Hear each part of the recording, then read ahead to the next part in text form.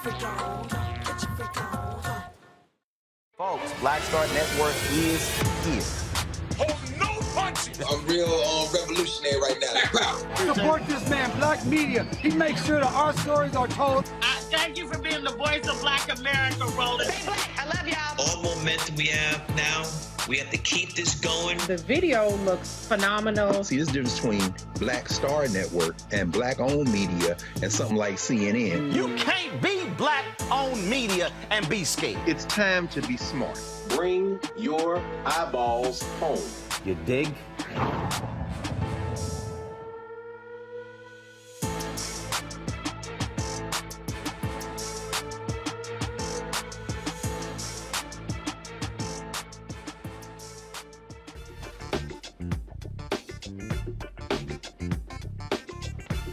Today is Friday, August 12, 2022. Coming up on Roland Martin Unfiltered, streaming live on the Black Star Network.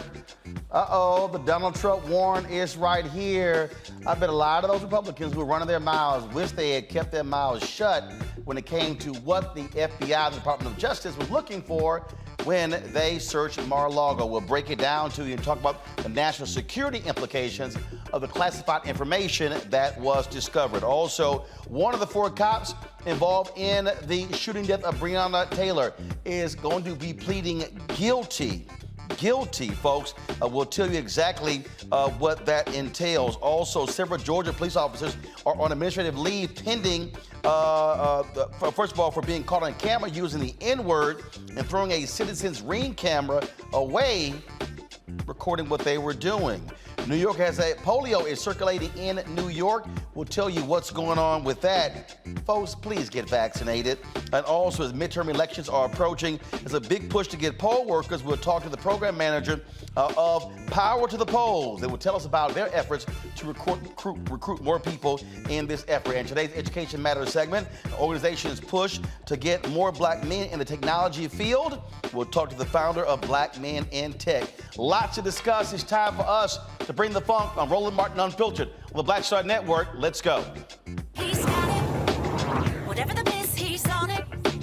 Whatever it is, he's got the scoop, the fact, the find. And when it breaks, he's right on time and it's rolling. Best believe he's knowing. Putting it down from sports to news to politics. With entertainment just for kicks, he's rolling. It's on go, roll, roll, y'all. It's Roland Martin, yeah. Rolling with Roland now. He's funk, he's fresh, he's real, the best, you know he's Roland Martin now.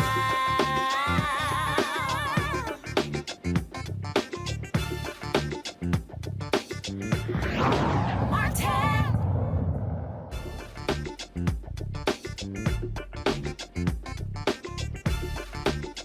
Why?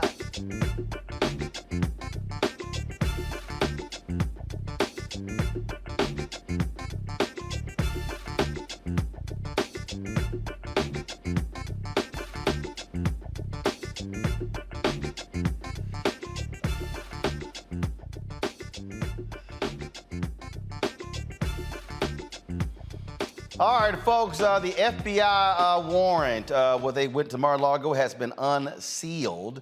And as a result, we now get to see what's in it. Now, let me tell you how trifling Donald Trump is. This right here is a copy of the actual warrant. It says, notice of filing of redacted documents. I'm gonna tell you what that asshole Trump did. They actually they gave a copy of the warrant to Breitbart, Fox News, and the Wall Street Journal, did not redact the document. So what's in it? The actual names of the FBI agents. Yeah, that's what's in there. One day after a crazed, deranged individual shot at the FBI office in Cincinnati, he was killed. That's, folks, what you are dealing with. Now, the FBI recovered nearly a dozen sets of top secret documents from Mar-a-Lago.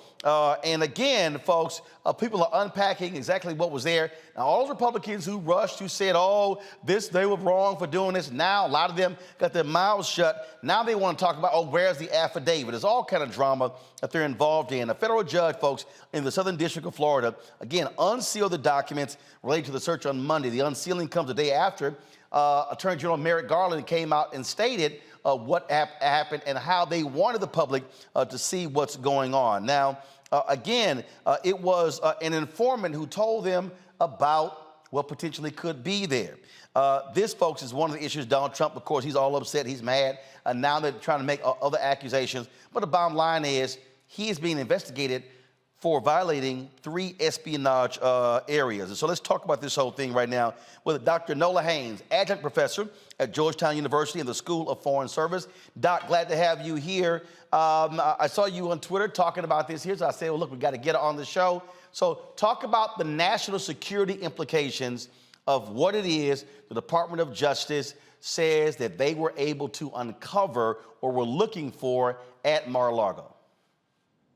Well, first of all, thank you so much for having me on. I'm really excited to actually talk about something within my wheelhouse. So there are a few things that we need to, I'm just being honest, like I'm very excited about this.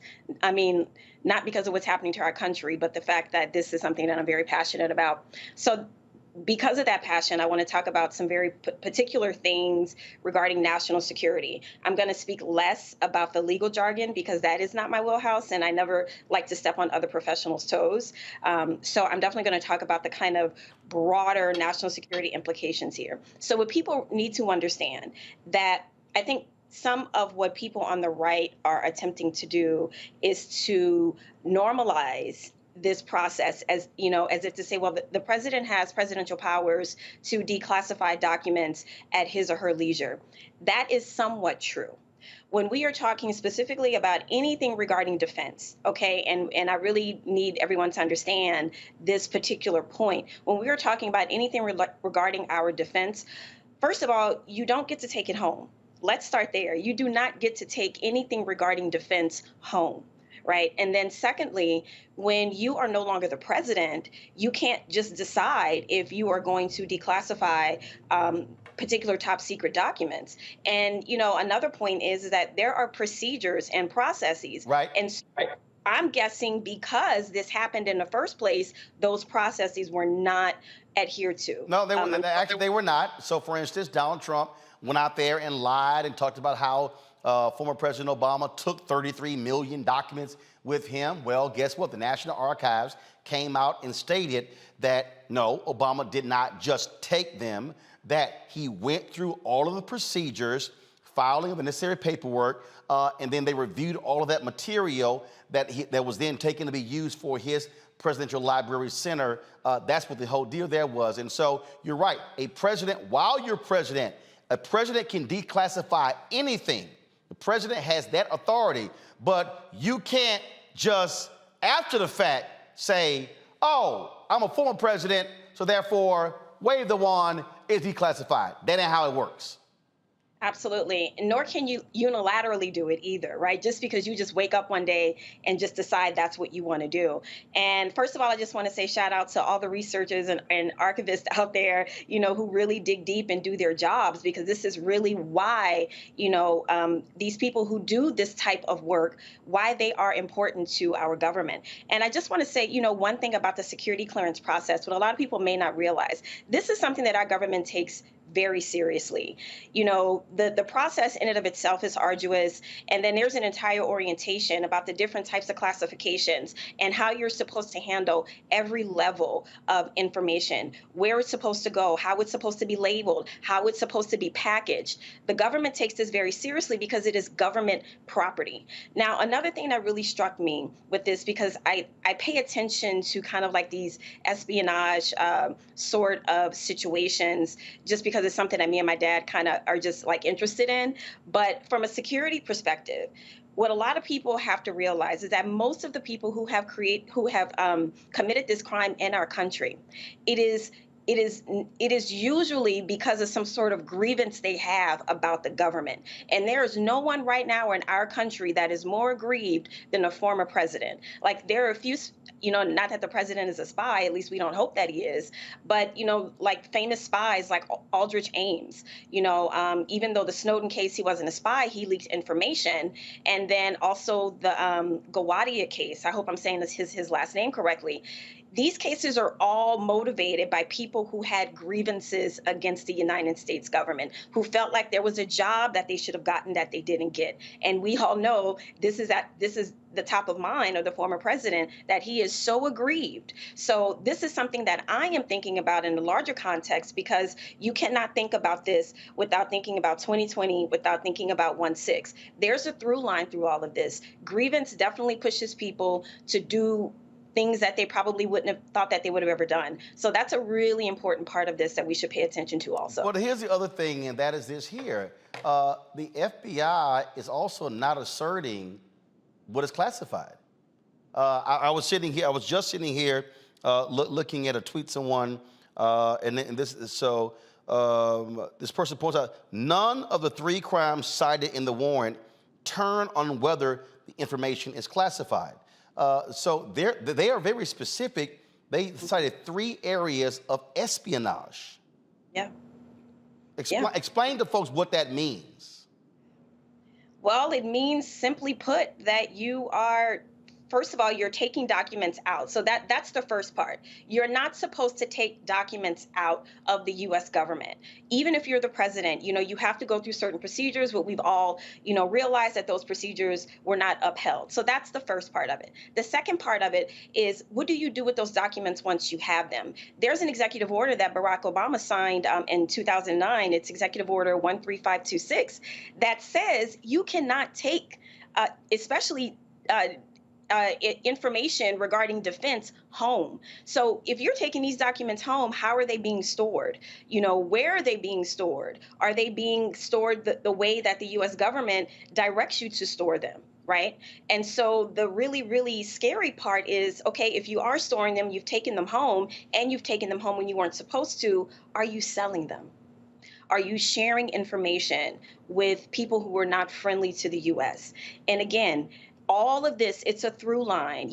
Russia, we don't know who else, but we do know that Donald Trump had a tendency of befriending very hard line dictators, presidents, whatever you want to call them. We do not know the larger story yet, and that is the really scary thing here. We simply do not know. But I will say this, and what people really need to understand, in the very dangerous situation that our country is in right now, we are not just teetering on the brink of losing democracy, but the very hair trigger security situation where people are out and out calling for civil war. There is no way in the world that the FBI is going to go into Donald Trump's home without enough evidence and without enough reason to do so. And people really need to understand that. And especially in the midterm election year, especially knowing how well many people in our country use misinformation and disinformation to their advantage. There's no way that the FBI is just going to go in and do this. And there's no way that judges are going to sign off on that warrant to execute Well, that's it. why Attorney General Merrick Garland yesterday came out and said he personally authorized this search to take place because he knew how significant this was. Absolutely. Absolutely. It is significant. It's one of the most significant things. I feel like we've said this in the last 5 or 6 years. We continue to say how significant this is because nothing like this has ever happened. But it's really true. It's very true. The things that happened with the last administration were all landmark things because they just never happened in our country before. And here we are talking about the former president possibly committing some form of espionage. And someone raised a really good point earlier. I think it was on Twitter. This isn't just about the president. Someone had to help the president make copies of those documents. Right. So the people involved in making this happen and getting those documents to Mar-a-Lago are also involved. Right. And so we don't know all the different channels of communications. We don't know the people who were involved. We don't know what level of information the informant has. This is a really this is a national security crisis, in my opinion. And I want to say that there are many people, especially in the Black community, who may not have the FBI, on the top of their Christmas list. I can tell you that in terms of what could have happened without any of us knowing, you got to give props to them for stepping in a moment, that they knew potentially that would not look good for them, but they did it anyway because they're putting country first. I want to bring in, first of all, here's one of the interesting things here. Robert Costa, he actually just tweeted this. He said, former NSA Ambassador John Bolton told CBS, often the president would say to intelligence briefers, well, can I keep this? And in my experience, the intelligence briefers most often would say, well, sir, we prefer to take that back, but sometimes they forgot. This is, and again, this is the thing that I don't think a lot of people understand. When you hear folks talk about the nation's secrets, folk are very hesitant. This is probably the most important responsibility of anybody who assumes the role of commander-in-chief, president of the United States.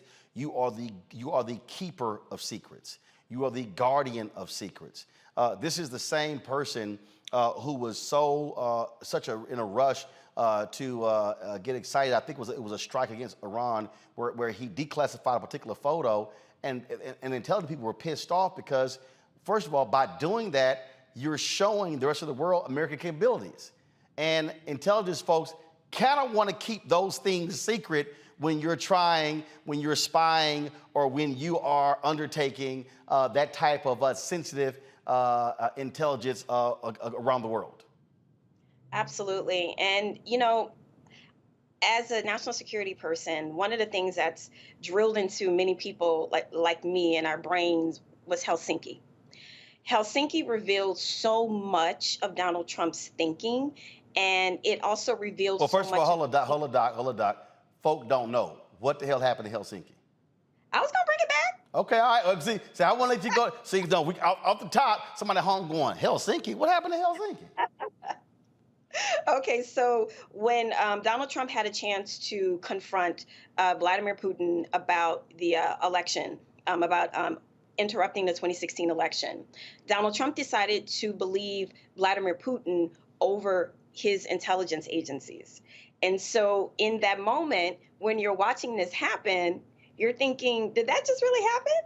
And yes, that really happened. And so it revealed to the world that the president didn't necessarily think about the work that the intelligence community does as vital.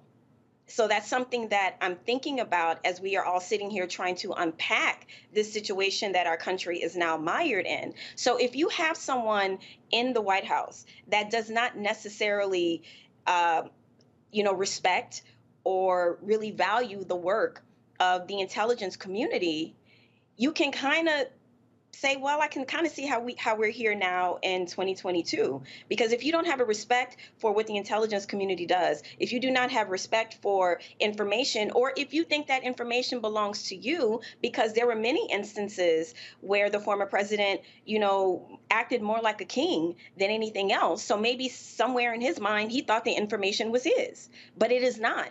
It belongs to the United States government, which is bigger than just one person. But this is also the same person who chose to meet with Vladimir Putin by himself and even threw out the translators. So we have no idea what the hell was discussed in that particular meeting. Dr. Nola Haynes, always glad to have you on the show. We certainly appreciate you breaking this down for us. Thanks a lot. Thank you. I want to bring in one of our panelists, attorney Matt Manning. Matt, as an attorney, you looked over this warrant here. Just what stands out for you with what the FBI and DOJ were doing? What stands out for me is the fact that the Justice Department, in my estimation, played this the right way. I mean, Trump tried to go bullhorn and, basically establish his narrative first, but they called his bluff and said, look, we want to unseal it. The fact that the AG himself looked at this search warrant and authorized the search warrant lets you know from the beginning that they wanted to give it appropriate gravitas. And what I think is really important about this is that, he was given opportunities to turn these documents over. So what's especially important is the FBI is saying, we think that he was not being forthcoming, him and his team were not forthcoming about turning those documents over. And I think that's going to be especially important as it relates to obstruction of justice, which is one of the charges that they're looking at. This idea that we gave you numerous opportunities to give us everything you were supposed to give us, and we had reason to believe you did not. And that reason to believe was asserted by the judge in the Southern District of Florida. The judge found that there was probable cause to believe that the FBI affidavit, as it was laid out, established that there was likely still those documents there. So I think from a legal perspective, that's especially problematic, because if the facts were that they went first to the judge and just laid out probable cause and had never tried to communicate with his team to get the return of those documents, that would be a completely different issue. But here you've had at least 2 instances where you could turn those documents over and elected not to. And the fact that we found further classified documents, is proof positive that you were trying to hide something. So I think that's especially important. And I think, if he is ultimately charged, that's going to be something that a federal prosecutor stands up and says, is that, the Espionage Act is not only obviously acting as a spy, but also the refusal to return classified documents. And finally, Roland, what I want to add is especially important is, as the doctor said before me, the president has the unilateral ability to declassify documents, but there's a procedure. And I think that this really goes to show how Mr. Trump has always operated. Here are the rules. They don't apply to me, but they apply to everybody else.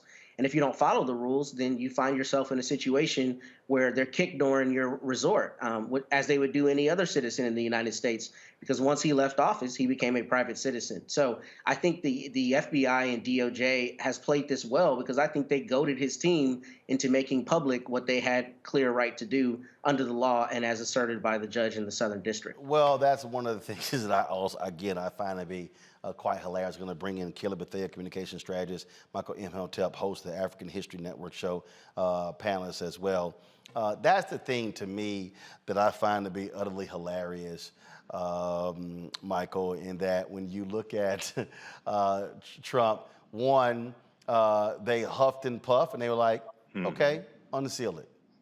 And now they've unsealed it. And now what's even more shocking, and you notice the eerie silence. First of all, you notice how silent all these Republicans are about the shooting of the FBI office on yesterday. That's one. Right. But they're very silent about Trump releasing the warrant and not redacting the actual names of the FBI agents. It's amazing how these people love to attack Black Lives Matter and others, yet these folks are very much anti-law enforcement when it suits them. Absolutely. Like I've said before, number one, I said this back in 2017 when Trump became president. I said Donald Trump is the first Russian president of the United States. Now, you mark my words, you're going to find out that's true. I said that back in 2017 because I was warning our people in 2015 and 2016 about Donald Trump. And one of my sources for the information was the information that Malcolm Nance was putting out in his book, The Plot to Destroy America, something like that. Malcolm Nance was right on point with this information. He's ahead of his time. But this right here now, also, Roland, when news came out from the Washington Post yesterday that the documents that the FBI was looking for centered around nuclear weapons, okay, then you also heard silence from Republicans as well. That took things to a whole nother level because people, now it didn't say whose nuclear weapons, U.S., allies, things like this, but just wait a second, classified documents on nuclear weapons, what the hell is this guy doing with this type of classified information? So you heard silence from Republicans again on that. So here, Donald Trump was selling wolf tickets, and he's the one that announced, oh, Mar-a-Lago was raided, things like that. That wasn't a raid. That was a search warrant served. But then he immediately started raising money off of it. He immediately he sent out Lawrence O'Donnell on MSNBC got the email from the Trump organization asking for money because of the quote unquote raid. Okay, so he immediately started raising money from it. Then we find out that you could talk about possible violations of the Espionage Act. Okay, you're talking about them looking for documents, dealing with nuclear weapons, things like this. This is a whole nother level. And once again, This is Merrick Garland. People thought Merrick Garland was weak because he's mild-mannered. Merrick Garland ain't weak. Merrick Garland called Trump's bluff, and this is blowing up in Republicans' face and Trump's face as well. Yep. I am getting a kick out of looking at the whiny Republicans here, Kelly. I mean, they had a news conference today. Well, I mean, I don't see what the big deal is. I mean, these were just some boxes. I mean, it's amazing how. And then Lindsey Graham tweeted, "Okay, now release the affidavit." I'm like, boy, y'all show love moving that goalpost. Right. Exactly. Exactly. But it's also very typical of Republicans nowadays, right? This entire movement behind Trump has always been about moving the goalposts, raising or lowering standards to suit their needs.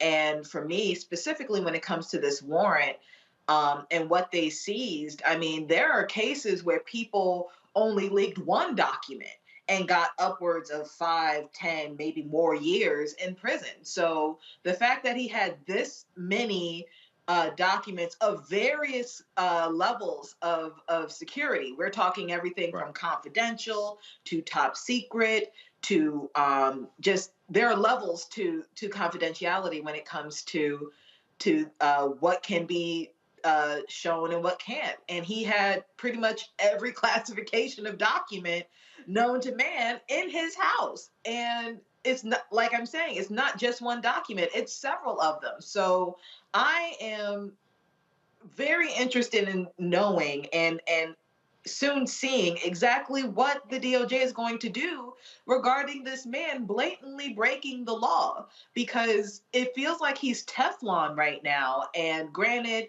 the justice system is relatively slow, but it is thorough. Even still, I am impatient, and so is the American people when it comes to Donald Trump and him seemingly getting away with whatever he puts his hands on. So I'm curious to see what comes of this, and hopefully the result is him being in a jail. Well, that would be wonderful. All right, folks, got to go to a break. We come back, more on Roland Martin Unfiltered. We'll be talking about the Breonna Taylor case. One of those police officers already pleading guilty. Didn't take long after the DOJ dropped the hammer on them. Folks, don't forget, download our Black Star Network app, available on all platforms: Apple phone, Android phone, Apple TV, Android TV, Roku, Amazon Fire TV, Xbox One, and Samsung Smart TV. Also, our goal this month is to get 2,000 of our fans donating at least $50 each. That'll raise $100,000. We are behind our goal from last year, behind our goal from last year at this particular point. And so the goal is actually to get 20,000 fans over the course of the year donating $50 each. Again, that's the whole goal, to getting our fans 20,000 total. And again, some people give less, some people give more, but the goal is to raise $1 million annually to be able to fund what we do, covering the stories that we cover all across the country. Elections are coming up. Our goal is we want to be on the road, traveling to North Carolina, Georgia, Florida, Wisconsin, Pennsylvania, Ohio, talking about these U.S. Senate races, talking about these congressional races and some local races as well. And so your donations absolutely matter. But remember, you're not just also supporting Roland Martin Unfiltered, you're supporting the Black Star Network and the other shows that we have. Of course, Deborah Owens' Wealthy You Show, Jackie Hood Martin Show on Wellness and Balanced Living. Of course, Stephanie Humphrey's show called The Pivot, dealing for entrepreneurships, and of course, changing your mindset. Dr. Greg Carr's show dealing with history and culture. And of course, Roger Muhammad's daily show as well. You're getting all of that by joining our Bring the Funk fan club. So you are supporting this black-owned media company. Again, we don't have millionaires and billionaires sending us money every single year. We're sitting here working through trying to get more advertisers. We appreciate Target coming on board. We appreciate General Motors. We had last year Verizon, Coca-Cola this year. We're trying to add more folks. But the reality is we're not getting the financial support from the ad community that we should be getting. So trust me, we greatly depend upon your support. There are multiple ways in which you can give. Those of you who are old school, check and money orders can go to P.O. Box 57196, Washington, D.C. 20037-0196. Cash App is $RM Unfiltered. PayPal is R Martin Unfiltered. Venmo, and we only have one Venmo. Someone sent me an email saying there's a fraudulent Venmo. I'm checking into it, but the only Venmo that we have is RM Unfiltered. The only Venmo, RM Unfiltered. What you see right here, these are the only accounts that we have. There are no others. And of course, Zelle is roland@rolandsmartin.com, roland@rolandmartinunfiltered.com. Folks, we'll be right back.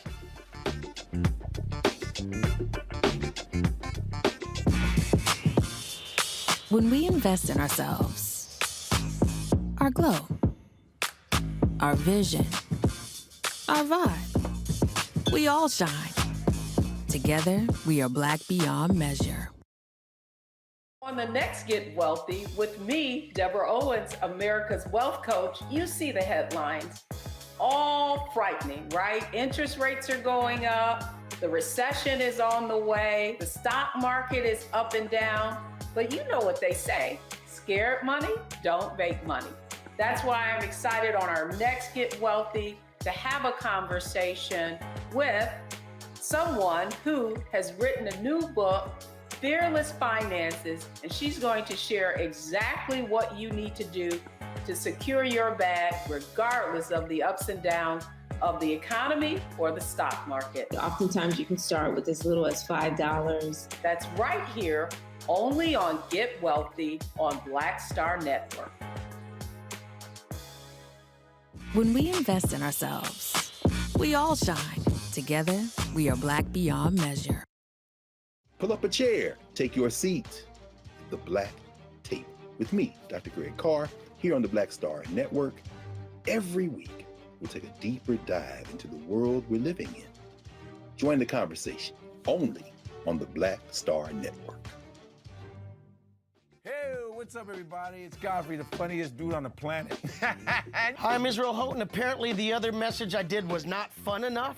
So this is fun. You are watching Roland Martin, my man, Unfiltered.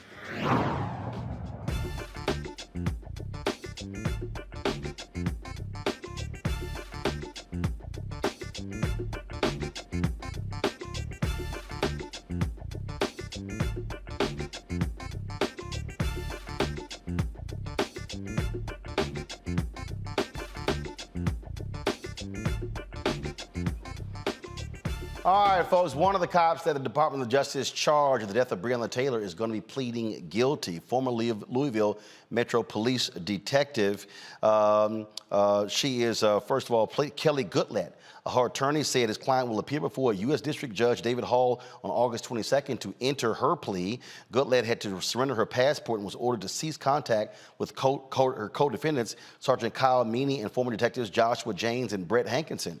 With Goodlatte's guilty plea, she's expected to testify against her colleague. This will be the first criminal conviction related to Breonna Taylor's death. This, of course, comes on the heel of the Department of Justice again announcing these charges where they hit them, first of all, conspiring, if you will. There was with conspiracy, if you remember. Talking about how they were meeting in parking lots trying to plan their stories as well. This right here, finally, some form of justice for Breonna Taylor, Kelly, and it says a whole lot that already one of these cops, remember, the ones who get the first plea in, they're the ones who get the most leniency, and so by her pleading guilty, she's gonna be rolling on those other three. But it's also kind of bittersweet in the sense that we are waiting, what, 2 years for some semblance of justice for Breonna Taylor, when we had a Black attorney, state's attorney, who would rather prosecute someone for the destruction of a wall than the murder of a human being. I will never forget that. I will never forgive that. So seeing this semblance of justice is comforting, but we still got a long way to go. Michael.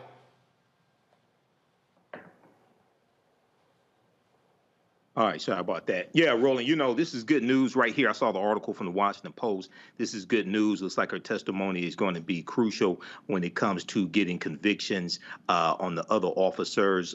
She's looking at up to 5 years in prison and up to a $250,000 fine. Her charges are probably the the least serious, but you know, this is the start. All of these officers should be found guilty. And this, once again, I can't stress this enough. This is the result of voting. If we didn't vote Joe Biden and Vice President Kamala Harris in the office, you wouldn't have Merrick Garland, Department of Justice. You wouldn't have these charges filed. The Trump Department of Justice would not have done this. Matt, again, as you know, on the criminal side, whoever's in first, they're the ones who are going to get the best deal. And so it's abundantly clear she realized, man, we screwed up. Let me try to get this sucker out of the way and try to throw myself on the mercy of the court to get as least time in prison as possible. Oh, she is absolutely snitching. There's no question. She's about to sing like a canary. And, you know, if I were her lawyer, I might be counseling her to do that in this case, especially because DOJ brought very astute charges. So instead of charging her with anything related to like excessive force or anything like that, they charged her with a conspiracy to falsify the warrants. And the reason that's really important is because people don't know there's actually a Supreme Court case called Franks v. Delaware, and this happens all the time. Criminal defendants, people who are accused, try to attack warrants because often police officers are either dishonest or mischaracterize things in a warrant. So to see it play out on such a high level is important, and for DOJ to have the wherewithal to charge her with that as opposed to something more attenuated is very good, because I think obviously they backed her into a corner where she realized she was cooked. So she's now about to cook the others and sing like a bird, and we'll see how those play out. But that's definitely what's happening here. She's about to snitch, no question. And man, I think what's also interesting about this, remember when Eric Holder was Attorney General, he talked about the high bar they had to charge folks with violating civil rights. These officers were not charged with violating the civil rights of Breonna Taylor. The Department of Justice, they were real patient and they waited. They waited and they spent their time talking to so many people, and these officers screwed themselves by meeting privately, and DOJ found out, and that's what they hit them with. Absolutely. And the scary thing, Roland, is how often this happens in all the cases that don't reach the light of day, right? All the cases that are not at this level, the national level, and they're just as important, but we don't hear them happening as often. So I'm glad that DOJ was methodical and took their time. And look, the reality is when the feds prosecute somebody, it's way different than when the state does. The feds have like a 98% conviction rate because they have all the resources to really work out a case, and they have, you know, the best expertise. So for them to not only charge her as astutely as they did here, but also to be methodical and, you know, long thinking in how they set up their case, I think is good. And I think that's going to ultimately yield the appropriate results, because especially at this level, if you had a spate of not guilties, I mean, it would just kind of upset the entire trust in the system, which people already shouldn't have. The system we know is very flawed, should have it to a degree. Let me say that instead. But I think the way they approached this was very astute here, and I'm glad to see that they took the tack that they did. And again, for folks who don't understand, and I can't stress it enough, Kelly, the work that Kristen Clark is doing as head of the Civil Rights Division under this Department of Justice. I mean, and Attorney Ben Crump said this, and in fact, Carol, let me know if they ever sent us that doggone video from NABJ. I moderated a panel with him in Las Vegas at our convention last week, and he did a hell of a news conference about this particular case, and I specifically asked him about what work that she has done, and what he said was, and hopefully we can find the video, he said that this is probably, in his estimation, the most active civil rights division since the days of Robert Kennedy during the civil rights movement. And, you know, shout out to Black Girl Magic on this one, right? You know, not to belittle it or cheapen it by any means, but I am fortunate enough to know the 2% of Black women attorneys, a lot of them, right? And they are just incredible. And Attorney Clark is no different. I don't know her personally, but I'm familiar with her work. She's incredibly thorough. She's incredibly just smart and strategic. And I don't doubt anything that she has done in her division and in her work. This is expected of her because she has basically made the bar as far as excellence is concerned in this regard. So I'm not surprised. But like I said, even though the DOJ is a completely different division, a completely different jurisdiction, rather, it's just bittersweet to know that it took this long for a semblance of justice to be served. But I am more than happy that Attorney Clark is the one to be on the path to administer that justice on behalf of Breonna. You made a point earlier. Michael, of voting matters. Yes. And again, I keep saying this. I don't know what the hell this White House is doing. Again, why they're not doing more to trumpet what's happening with the Civil Rights Division. But for the people, for all the people who keep yelling, "Oh, Biden is doing nothing," the reality is, if anyone says, "Oh, they do nothing for Black folks," when I see these officers, when I look at the Ahmaud Arbery case, when I look at these corrections officers and wardens and others who have been tried, convicted, sent to prison, other police officers, folks charged with hate crimes, I mean, you are seeing results as a result of Biden-Harris winning, Garland being AG, Vanita Gupta being the #2 of the Department of Justice, and Kristen Clark being head of the Civil Rights Division. I mean, this is what this is one of the things that you vote for. Yes. Do we still want to see public policy? Yes. Do we still want to see the Georgia Flood Justice Act? Yes. Do we still want to see For the People Act, John Lewis Act? Yes. But this is also what you vote for. Absolutely, and let's keep in mind that Senator Tim Scott didn't vote for Kristen Clark when she came up for the Senate confirmation. Susan Collins voted for Kristen Clark, but the Black Republican didn't vote for her. Okay, so this goes back, Roland, to why the Department of Justice was created in 1870 during Reconstruction. They were created largely to protect the new rights of African Americans and go after those domestic terrorists that were attacking African American elected officials and Republican elected officials, things like this. This goes back to why the Department of Justice was created. So, the Biden-Harris administration, when it comes to messaging, they're horrible. When it comes to accomplishments, they have a lot of accomplishments, and the Inflation Act, Inflation Reduction Act of 2022 just passed the House of Representatives. That's another win. This past 6 weeks, Biden has been on a roll, and they're peaking at the right time, going to the November 22 midterm elections. But they have to message what their wins are. And once again, I encourage people to read the document. The Biden-Harris administration advances equity and opportunity for Black people and communities across the country. That's at whitehouse.gov. It's a 19-page document. It breaks down how the Biden-Harris administration policies are helping the African-American community. And this is only through February 28th of 2022. So the Emmett Till anti-lynching bill is not in this. Judge Ketanji Brown Jackson is not in this. Many other wins that they have is not in this. So they have a problem with messaging, but also many of our people have to do better reading as well.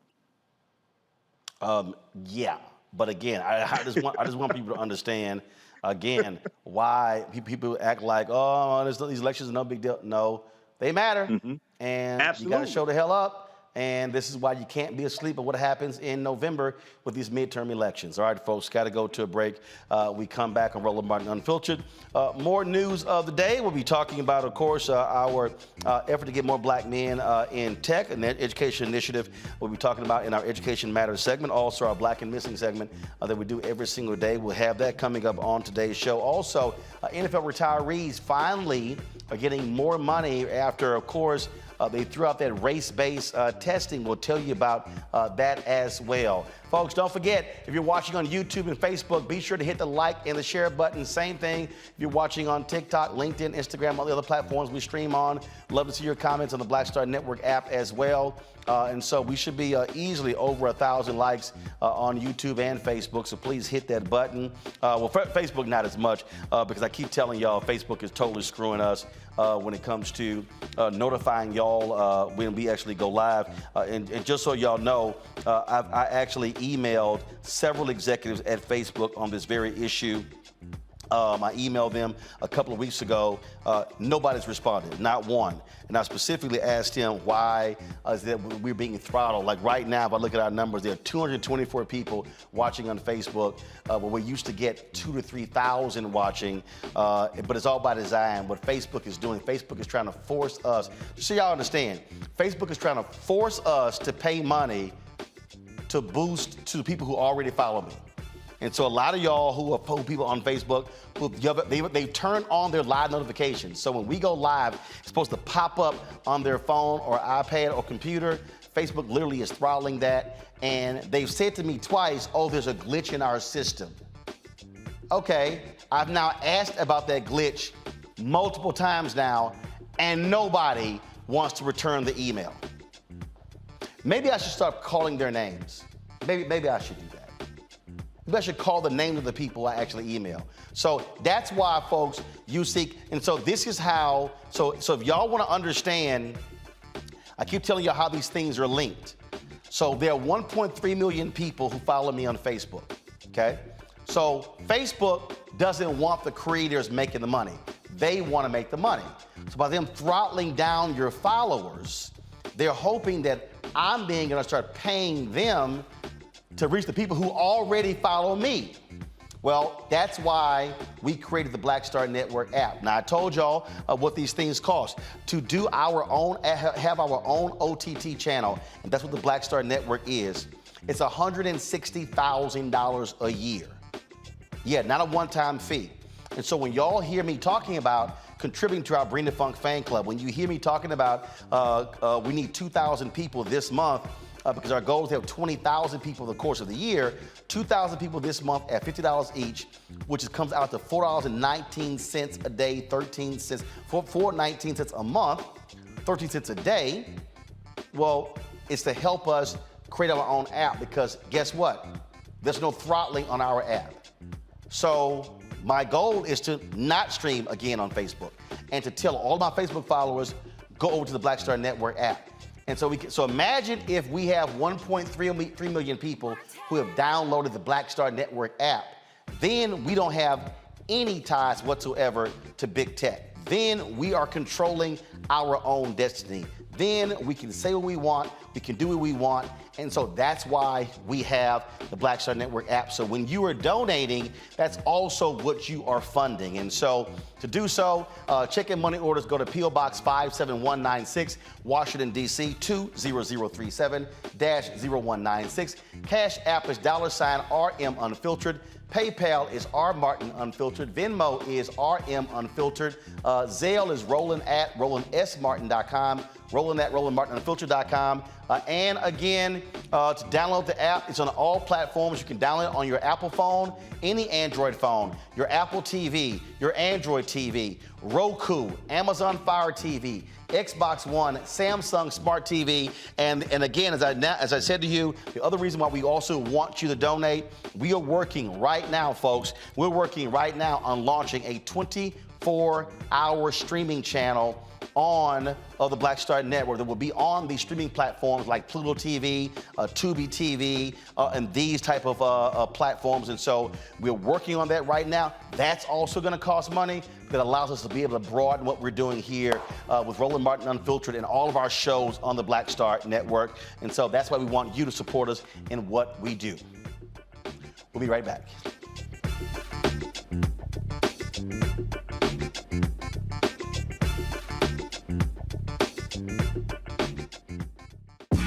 When we invest in ourselves, we're investing in what's next for all of us. Growing, creating, making moves that move us all forward. Together, we are Black beyond measure.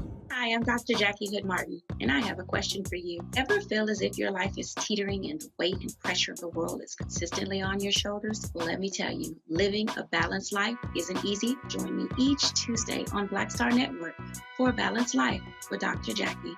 We'll laugh together, cry together, pull ourselves together, and cheer each other on. So join me for new shows each Tuesday on Black Star Network, A Balanced Life with Dr. Jackie.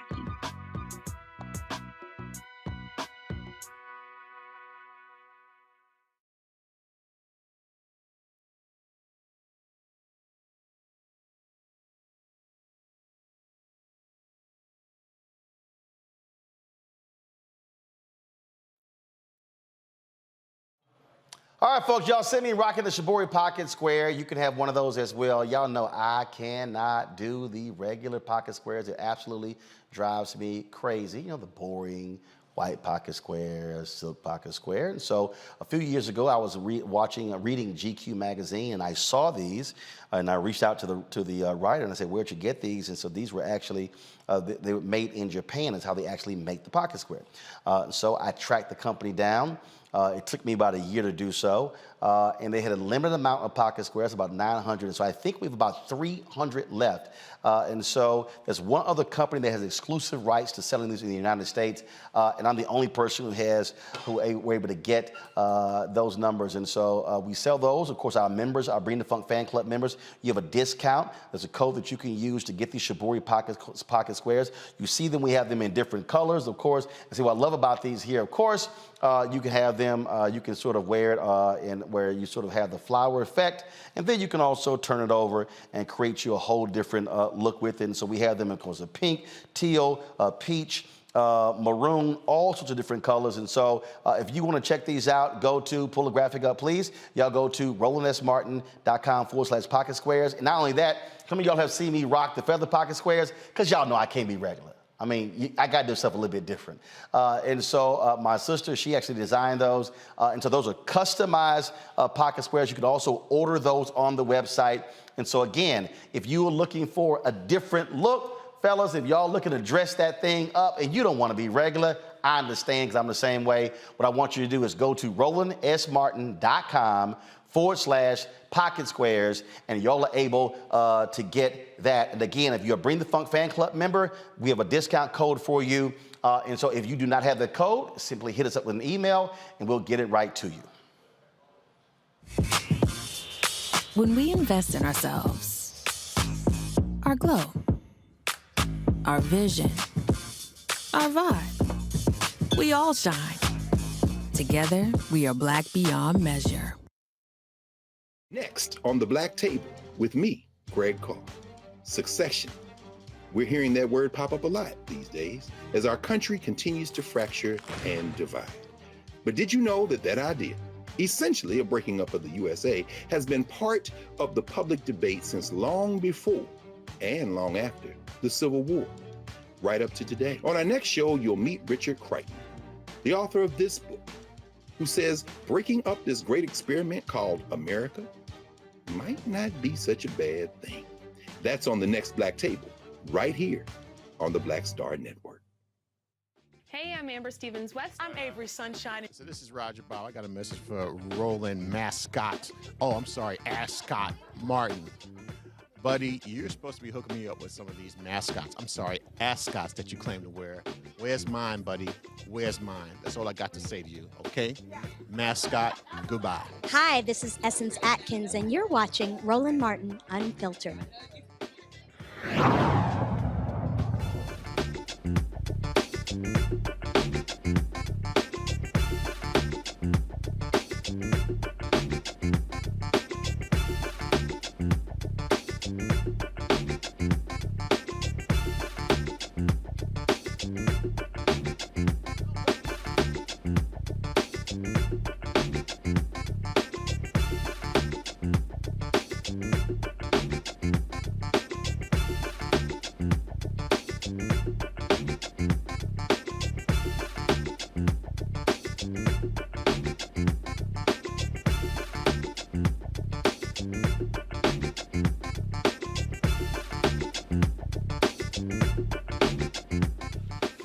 All right, folks, I've told you before, my parents have worked for polls for years. They've actually worked elections. They still work the elections, very much involved in various campaigns. And so we need more poll workers, though. Many of our poll workers are older Americans. A lot of them did not want to go to the polls because of COVID.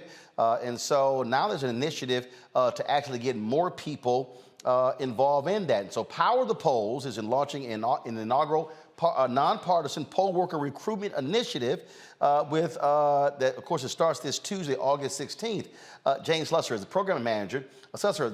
Program manager at Power the Polls. Tell us more about it. Jane, glad to have you here. So, all right, have you been a poll worker? I have not had the pleasure of being a poll worker, but it's awesome to hear that your folks have been, and Like a long time.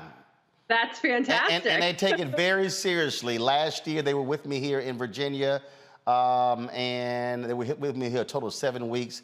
They were here for 4 weeks. They flew back to work a special election and then came back. So yeah, they take that thing serious. Yep. I mean, that's something that we hear from a lot of poll workers who signed up with our initiative, that they have such a wonderful experience that they want to go back. So Power the Polls was actually launched in 2020 to help address the crisis that we had, as so many poll workers in 2020 were afraid to show up because of COVID and because so many poll workers are over the age of 60 and were really concerned about their health. So we launched the initiative then really to address the crisis that we were facing in 2020. But there's just really an overall generational shift that's happening with poll workers as folks are getting older, and then we just need a new generation stepping in to fill those roles. So in 2020, we anticipated, we set a goal of 250,000 folks signing up on our website, and through our partner organizations and businesses, we actually signed up 700,000 folks. And you would think that would have solved the problem, but we are back again for the midterms because election administrators across the country have been telling us that they are seeing shortages again. There's a lack of awareness that this is a role that people need to fill. And we are back here getting ready for Poll Worker Recruitment Day on Tuesday as a launch to help get more people signed up to be poll workers this year. And the thing that people really need to understand, Jane, is that when we're talking about a lot of the problems that we have, and again, because in fact, my parents worked the poll, my sister, and then she has her daughter. So there are actually 3 generations of our family who work in the polls. A lot of the problems that we see are a result of ill-informed poll workers who don't have the full information, that some folk got attitudes. And so when we talk about problems there at the polls, I mean, to have strong, confident people, knowledgeable, that's why those things matter, to make it easier for citizens to vote. Exactly. And when you take a look at places where you see long lines or where folks have difficulty accessing the ballot box, a lot of that has to do with a lack of poll workers. If we don't have enough poll workers, election administrators have to make decisions about actually closing down polling locations. So instead of being able to walk 5 blocks to a polling location, sometimes people are, 20 to 30 minutes commute away from their polling location. And you can imagine if you're, rushing to get to work and you have to travel that far, that might make the difference between you being able to vote or not. So we want to have as many polling locations open as possible. And that requires just a large number of poll workers who are signed up and who are trained, as you mentioned. The other thing is having more poll workers means you can move people through efficiently. You don't end up with long lines. You have folks that are trained and know how to provide assistance when folks need it to folks so that they are in and out as quickly as possible. There aren't long lines, and everybody has a positive voting experience because they had a poll worker who was there. They are the essential workers of democracy, and they are there to help those voters cast their ballots. So when we talk about poll workers right now, what is the median age? We've seen that the median age is actually over 60. We don't have a good statistic from this year because there's been a little bit of a change since we recruited so many folks in 2020, but that was the median age of folks in 2020. So we're looking for a new generation of folks who, like you said, your parents have been doing this for decades. If we have folks who are in their 20s or their 30s or their 40s, those are folks who maybe it's their first or second year being a poll worker this year, but that means they can serve for 20 to 30 more years and they become experts at how everything works in their location. And that's really important for us to be able to have that. And these are not free positions. These are paid positions. They are not. They're paid. They are paid in many, many locations. There's some places where we've heard people say, like, I don't want to be paid, and they will donate the money that they get from that to a civic organization that they care about. But yeah, it is a day of pay, which is great. Any questions from our panel? Let's see. Anybody on our panel? Matt, Michael, or Kelly? Any one of y'all worked as a poll worker? I have not. No, I haven't been a poll worker before, but I vote in every election, and that was instilled in me by my parents. But I had a question for Jane, if I could. With the 2020 election and the fallout from it, the conspiracy theories, things like this, and then the politicization of the poll workers that we've seen also. Have you had to change how you message? Have you had to change how you recruit poll workers because of what we've seen as a result of the 2020 presidential election?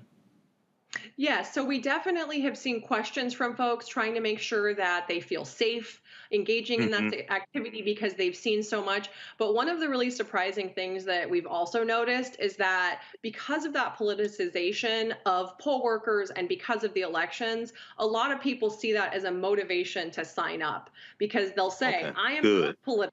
I don't care who you're voting for. I'm just showing up. I'm the person that shows up to clean up my block. I'm the person that shows up to run a back to school drive for my local school. These are folks who are very civically engaged, who see themselves stepping into that role specifically because they aren't super political folks, and they see that being really important in the election. So I think it does frighten some people off, which is definitely an important thing to note. But administrators are doing a lot also to make people feel safer. Voter intimidation and threats at the polls is not something new to American society, unfortunately. So a lot of these administrators have a long history of knowing how to deal with that and train, and they are ramping up all of the resources that they provide to folks this year. But again, like I said, I think it's motivating a lot of folks who say, I know this. My mother was a poll worker. My grandma was a poll worker. My uncle was. I know what this is all about, and now I want to step up and do that. Or I've never done something before, but I think that this is a really important time. And because people feel that way, I feel like I'm a good person to step up and do that at this point. Kelly, Matt, any questions? Yeah, I have a very. Matt, go ahead, Kelly. Matt, go ahead. Oh, well, my question real quick was just particularly in states like mine in Texas and in Georgia with particularly restrictive voting laws. What have you seen the response been to your messaging, in particular to the changes in our law in Texas with poll watchers and allowing them to move around the polling place? Kind of to your last point, I mean, what have you seen in terms of responses and compunctions as it relates to that? Yeah, so that's actually something where we've seen administrators in some of those jurisdictions actually want to have more poll workers in order to address some of the issues that some of these new laws have created. So for instance, in Texas, we know there's some places where they wanted to have more folks signing up as election workers. Most of those people are working on election day, but some of those people are in the office calling folks, notifying them about issues with their ballots based on changes that have been made. And so it actually just makes the need to have more poll workers there more important. And we've seen people stepping up for that, but we've also seen election administrators upping their goals in some places because they want to have enough people because of some of these new laws. All right, Kelly. Sure. So given what we saw in the January 6th committee hearings with the poll workers testifying, has there been any talks of upping security, making these poll workers feel safe? Further, has there been talks of possibly having poll workers from other jurisdictions come into those jurisdictions that are more likely to need security? So maybe an independent poll worker, for lack of a better phrase. What is independent poll? What do you mean, independent poll worker? Like someone who's not in the jurisdiction where people are voting, so that there's more objectivity, at least perceived objectivity, because the whole point of everything that has happened thus far is it looks shady to some people. Granted, it's not. I understand that all of this is propaganda, but to make the poll workers feel safe and these people who believe in the propaganda feel secure in their vote, has there been any talks about either upping security, bringing people from other jurisdictions to these polls? What have the talks been about? Yeah, so I think there's a couple different things. And one of the first is that administrators have been changing some of the training that they provide for folks. They have also had conversations about what sort of security protocols they have there. You know, in many places, there's also a concern about not having a security presence because that can be very intimidating looking to some voters. So it's a delicate balance that they have of increasing security, increasing protocols, but also making sure that the polls are welcoming to everybody. There's also been some changes in a few states where legislators have proposed rules around threats and accusations against poll workers and things like that. One of the other things, though, about sort of the difference between a poll worker who's working in their neighborhood versus a person who's working somewhere else, almost everywhere in the country has all jurisdictions have slightly different, or all states have slightly different rules, and jurisdictions will have slightly different applications of those rules within their area. But for the most part, folks really do prefer to have poll workers working in their neighborhood. And you can think about all the reasons why this is preferable. Number one, people don't trust what's going on somewhere else, but they do trust what's going on in their neighborhood. And when they see that poll worker, it's probably somebody that they recognize from their neighborhood. It's also really important when people show up at the wrong polling location. If you live in the neighborhood, you can direct that person to the other place because you actually know where it is, versus when you have somebody who's traveled across the state, they're not going to really know how to engage with those folks. So people really do prioritize placement within a neighborhood because it's so much more important for people to be served by poll workers who are from their community, who look like them, who talk like them, who understand them, and are able to provide the services that that community needs. Well, one of the things that we're seeing, Jane, obviously you had these lawmakers give poll observers. And so for the people who are watching, a poll observer is different from a poll worker. That poll observer can work for a political party. And so they are observing what takes place. The poll worker is the person who's actually responsible for walking people through, checking them in, being able to give them their ballot, make sure it's being placed. And so that's what, so you have that there. And I can tell you when Texas changed their law, the conversations that I heard from poll workers in Texas, they were very concerned because they felt that they were giving more leeway for these poll observers to sort of bear down and be breathing down the necks of poll workers, and that pissed off a lot of poll workers. And so you're seeing that, and they saw a lot of people who quit, who said, okay, I'm not dealing with this crap. And so what we have to understand, so when we talk about elections matter, we also have to understand when Republicans are making these changes, and your group is nonpartisan, but the reality is the political folks, when they are making these changes, they are negatively impacting poll workers and keeping folks from wanting to be, because they say, I don't want to deal with this crap if I've got crazy, deranged Republicans or Democrats coming in here and acting a fool, and we're just trying to do our job. Yeah, and that's why, I mean, our efforts are all nonpartisan, and that's one of the most important things is we have so many folks who are showing up because they feel like it's really important for them to do their civic duty. And again, they just, don't think about it as much. You think about things like volunteering to help with elections or for campaigns in presidential years, and sometimes folks don't think about it during the midterm, and it is just as important for folks to be stepping up now, which is why we have administrators all across the country really focusing on this. I think one of the really wonderful distinctions we've seen between 2020 and this year is just how much administrators are looking to do this earlier so that folks who are a new poll worker this year have time to get trained up, have time to educate themselves, and get comfortable with the role that they're going to play during early voting or on election day, so that they're really comfortable going into that, because they are the frontline workers of democracy. They have one of the most essential jobs in in this country, in ensuring other people in their neighborhood are able to vote.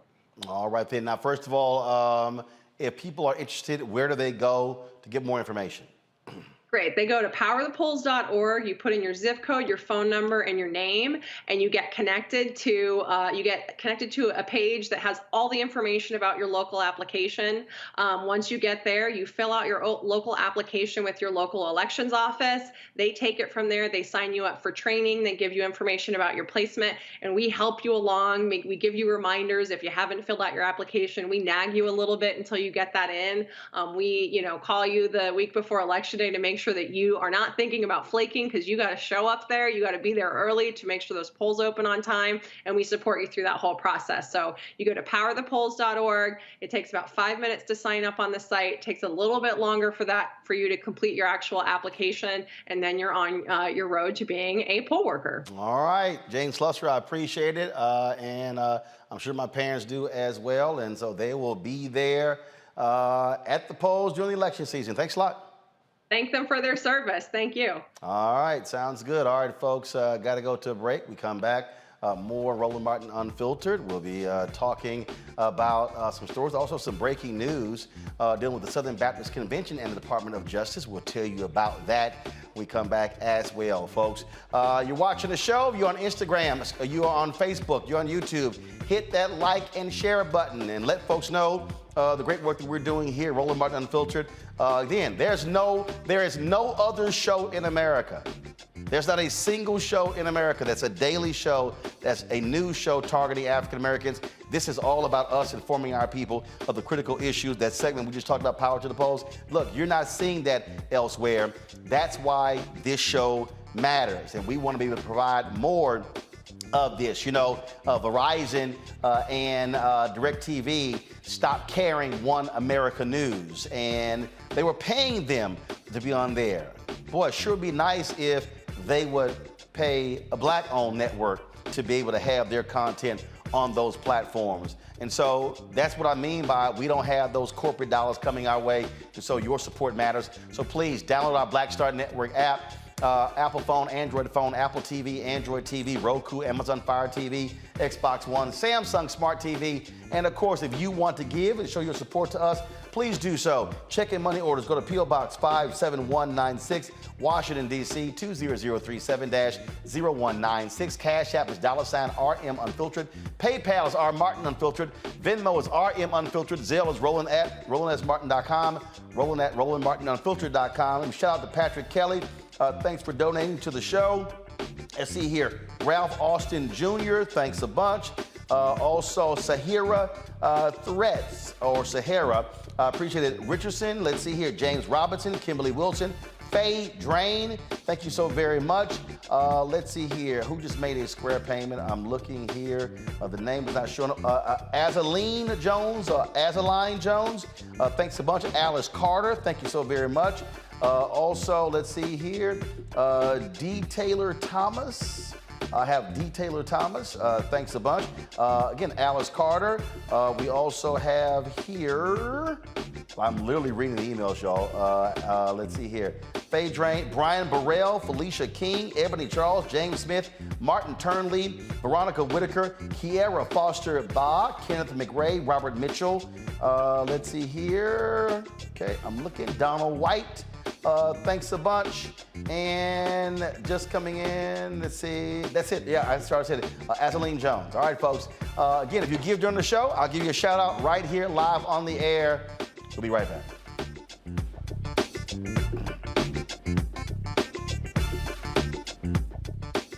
I challenge myself as an artist and knowing that I'm going to challenge the audience, right? So oftentimes you come into this business off of one project where everybody's like, ooh, you stand out. Okay, for me it was Barbershop, Ricky, da-da-da-da-da-da. Ricky was nothing like me growing up, right? Nothing like me growing up. But if that's people's first experience with you, right, as an audience member, they tend to think that's the real you, right? So, for me, after that, I got a whole bunch of offers to play roles just like Ricky, right? This Tupac-esque type of thug, right? And I just said no over and over again. And then you keep trying to do other things. And then I went through a series of romantic movies and romantic leads, and you know, I always try to bring some sort of gravitas to those roles. And then it was like, okay, well, but before I get into all of that, let me hit y'all with, you know, For Color Girls, and, you know, step outside of the realm of, you know, what you expect of me to do as an audience member in terms of being this romantic lead and everything. Because I didn't get into this business to be the romantic lead, you know, that dude. Like, I didn't get into this business. You can get locked in. You can totally get locked in.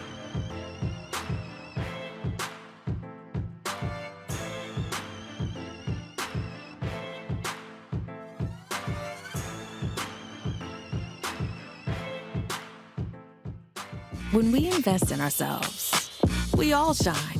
Together, we are Black beyond measure. Pull up a chair, take your seat. The Black Tape with me, Dr. Greg Carr, here on the Black Star Network. Every week, we'll take a deeper dive into the world we're living in. Join the conversation only on the Black Star Network.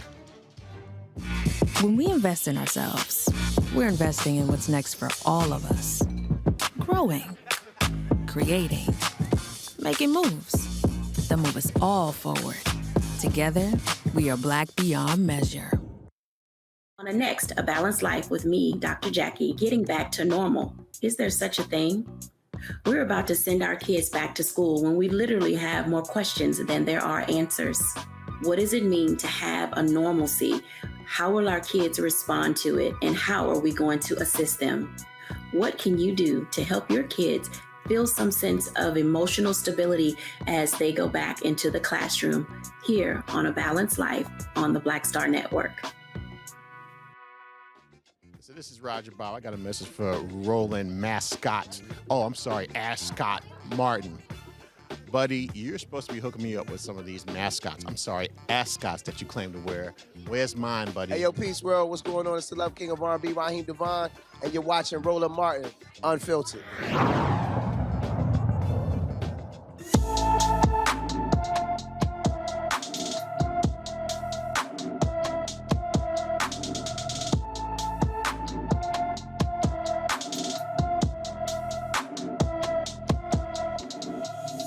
Breonna Jones disappeared from Norfolk, Virginia on August 10th. The 17-year-old is 5 feet 6 inches tall, weighs 190 pounds, with black hair and brown eyes. She was last seen wearing a brown coat and black pants. Anyone with information about Breonna Jones should call the Norfolk, Virginia Police Department at 757-664-7000. 757-664-7000. 7,000. All right, folks, some breaking news just in. The Southern Baptist Convention, they have announced that the Department of Justice is now investigating them for their handling of sexual abuse claims. Remember, there was a massive report that was released by the SBC that details the failures in the Southern Baptist Convention with regards to sexual abuse. They actually talked about a number of people who were placed on a watch list, different pastors. It showed how they have utterly failed folks who reported sexual abuse, and now they've come out and publicly announced again that they are under investigation as a result of that particular report. Now, this week, the Associated Press released a major investigation on the Mormon Church and detail how they systematically refuse to deal with examples of sexual abuse, how even one particular Mormon told one of their leaders that he was sexually abusing one of his children, and they did nothing. In fact, him and his wife had a child, and he began to sexually abuse the child 6 weeks after the birth. And the Mormon Church lawyer said, don't say a word. This is the Washington Post story right here, folks, with regards to this news. SBC announcing they're the second largest faith group in the U.S. that the Justice Department is investigating multiple arms of the denomination following an internal report that showed the mishandling of sexual abuses. Matt, this is significant, and again, it shows you what happens when you have an aggressive DOJ. This report was damning. It showed how leadership excused, blew off, and ignored numerous claims against preachers in the Southern Baptist Convention. And a lot of these are the so-called, and many of them, white conservative evangelicals who are all about Jesus in politics. Yeah, and they had a secret list of 700 pastors who had been accused.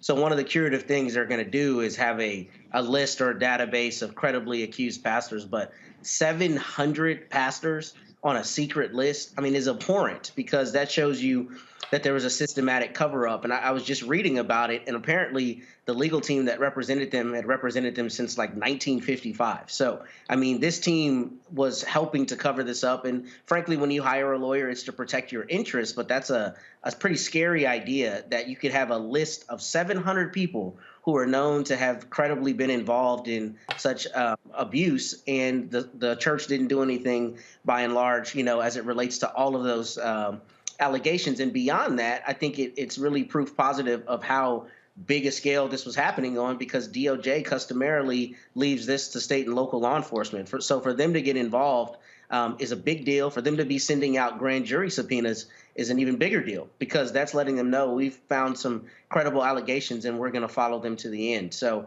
I think there will be a lot of follow-up with this story, because there will be some heads that roll. One of the things, as I said, Kelly, we know about for years, several decades now, the investigation that resulted in massive settlements with the Catholic Church.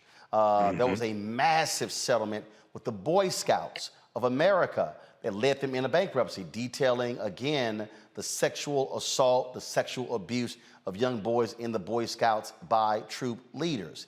Then now you have the second largest religious denomination in the Southern Baptist Convention. Very white, very conservative, very Republican. And I hope that the victims of this tragedy get every penny out of this convention, because it is, like Matt said, abhorrent that this is still something that goes on within churches, that this is still within anyone's culture to hide the abuse, specifically sexual abuse of children. Not too long ago, like within the last couple minutes, they did just put out a statement saying, while we continue to grieve and lament past mistakes related to sexual abuse, current leaders across the SBC have demonstrated a firm conviction to address those issues of the past and implementing measures to ensure they are never repeated in the future. We don't know if this is truly in the past. Given what DOJ is alleging, I would not be surprised if they find current instances of sexual abuse. When you're talking about, what was the number, 700 hidden allegations, like it's absurd, it's disgusting, and it is not of God, period. Like this is political more than anything. This is about hiding tragedy to secure power. It has nothing to do with Jesus. It has nothing to do with God. And it certainly has nothing to do with a modicum of spirituality outside of pride and greed. So, like I said, to the victims, I hope you just get everything that you are due, because this should never happen. Michael, this is a paragraph in the Washington Post story. The 300-page report, the first of its kind in a massive Protestant denomination like the SBC, showed how denominational leaders for decades actively resisted calls for abuse prevention and reform. But this is the one that gets me. And Matt was referring to this, but check this out. Evidence in the report suggests leaders also told Southern Baptists they could not maintain a database of offenders to prevent more abuse while secretly keeping such a list for years. They were lying. These so-called Christians were lying to their fellow Southern Baptists. Oh, we can't keep a list, but we got a list.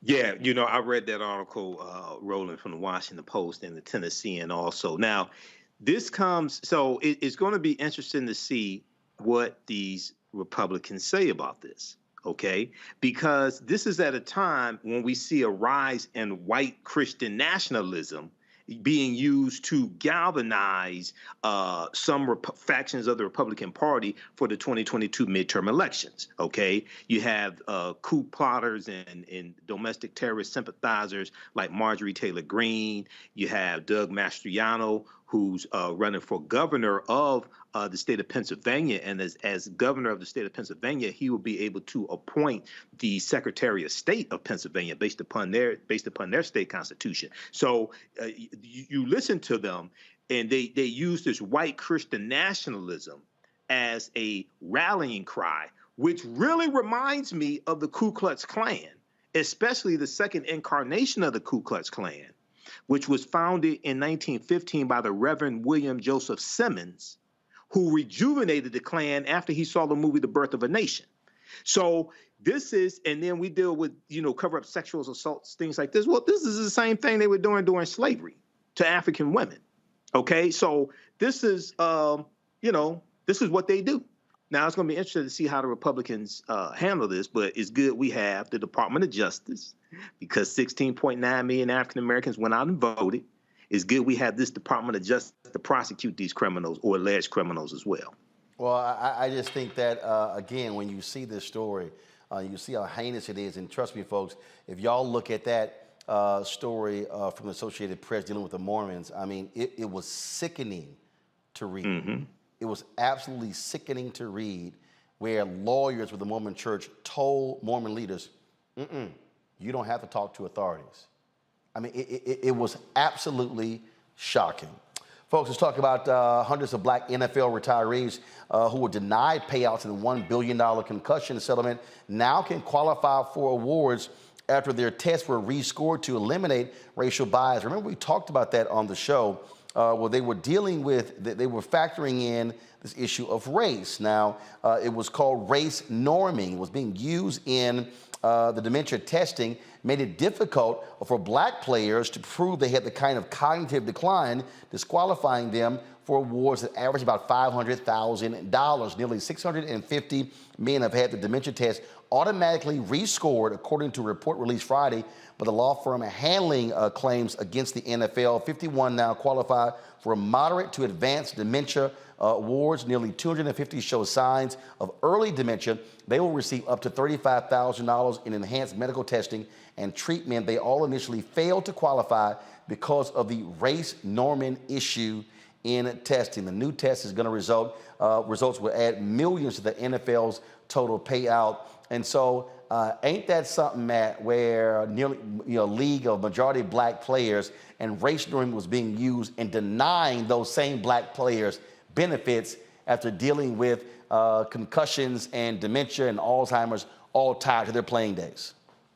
Man, it's pure racism and greed. I mean, that's all it is. 70% of the active players are black and 60% of the retired players are black. So to use this system is abhorrent, to use the same word. I mean, the idea that you would say that the black players would have had a lower cognitive baseline and therefore they didn't reach the threshold is just disgusting, particularly because we're talking about the wealthiest professional sport in America. I mean, the NFL's got money for days. So to try to nickel and dime players who, put the butts in the seats every Sunday when it comes to their dementia claims is disgusting, especially to use something like this that was completely unnecessary and I don't think was even necessarily advanced by the scientific experts. Is just disgusting. I think they said they tried to account for socioeconomic status and that's why they normed the players lower. But this is purely avarice. That's all it comes down to. The NFL didn't want to pay the money. They got caught with their pants down and now they're going to probably go on some self-serving PR spree talking about how they're doing the right thing,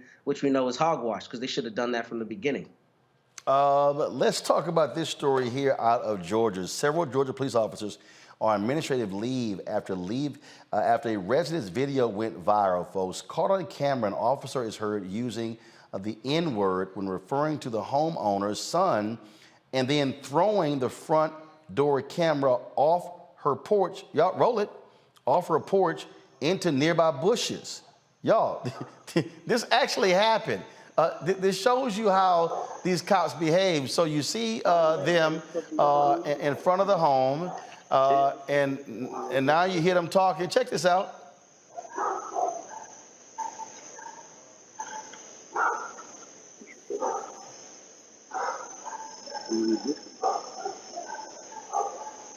Yeah.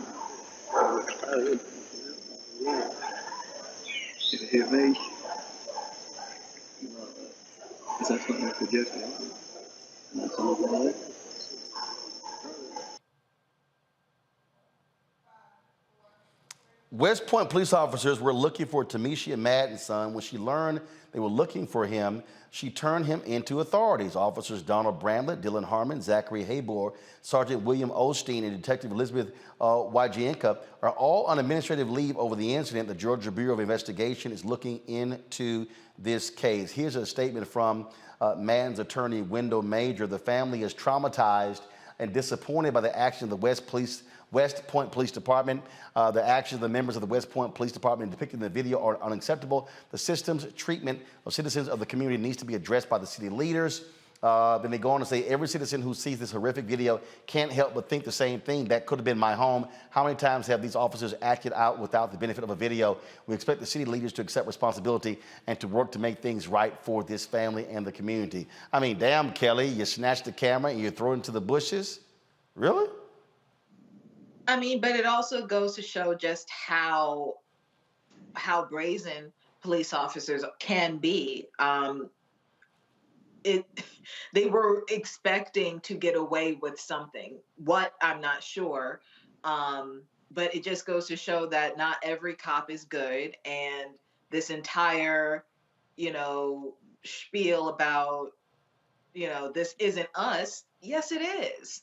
Yes, it is. This is why we have distrust. This is why we have the tensions in the community that we do, because even though this might seem like a one-off, it only seems like a one-off because you got caught. We don't know how many times these people have done this and not gotten caught, and then you're still on the force. So again, just, I don't know, just do better, fire them and do better. I do get a kick out of the folks, Michael. So, oh, it's just a few bad apples. Damn, we sure show a lot of bad apples. Absolutely. What's interesting here, now, first of all, this is Georgia. I mean, Georgia has the largest Confederate monument out of anywhere in the country. So this is Georgia, number one. Number two, this could possibly be obstruction of justice. Well, we know it's destruction of property, but also could be obstruction of justice as well, okay? Because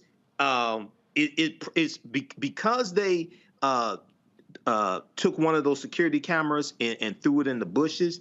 It's probably a good thing that her son was not home, because they were there to serve an arrest warrant. It's probably a good thing their son was not home, because there's no telling what would have happened. So yeah, these 5 officers need to be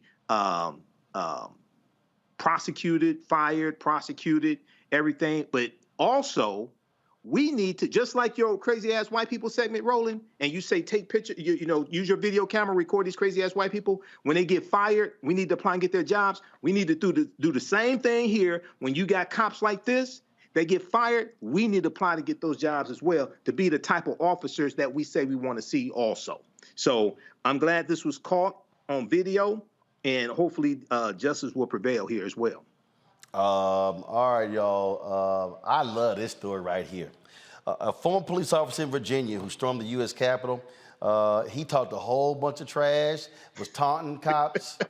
Well, Matt, his punk ass gonna be in prison for the next 7 years. Thomas Robertson was convicted by a jury on all 6 counts back in April. His former colleague and co-defendant Jacob Fracker took a plea deal and testified that Robertson wanted to overturn the election. Fracker told the jury he wouldn't have traveled to D.C. if it wasn't for Robertson.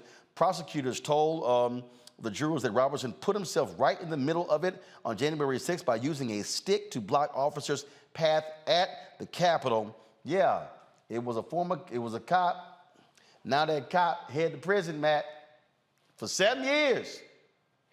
Yeah, he got cooked, and he got cooked by his friend. It reminds me of a case. He reminds me of a case I had where they were pressuring my client one time, and they said, "Your friends told us what you did," and my client said, "I guess they're not my friends then, because I ain't do that."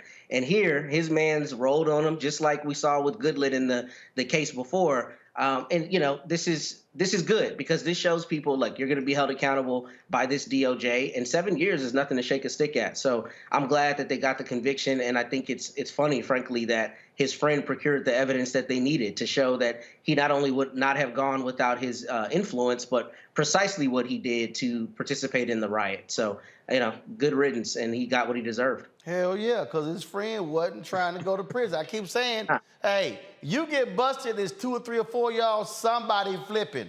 Ask Michael Vick who should talk first. All right, y'all, jury selection begins on Monday in R. Kelly's child pornography trial in Chicago. He was previously charged with child pornography in 2002 by the Cook County State's Attorney's Office and was ultimately acquitted 6 years later. In 2019, the federal grand jury indicted Kelly on 13 counts of producing and receiving child pornography while enticing minors to engage in illegal sexual activity. The Grammy-winning multi-platinum selling singer was initially charged with sexually abusing 5 minors. However, a 2020 superseding indictment added a 6th victim. The trial is expected to last at least a month. Kelly is already serving 30 years in prison after being convicted on 9 counts of racketeering and sex trafficking charges. And here's the thing, Kelly, he may also face trials in Minneapolis and even in Georgia. He ain't going nowhere, ever. Like, ever. Ever. And, at this point, it's any trial from here on out regarding R. Kelly, to me, is more formality and administering justice on behalf of the victims in those respective jurisdictions. But at the end of the day, R. Kelly's never seeing the light of day again.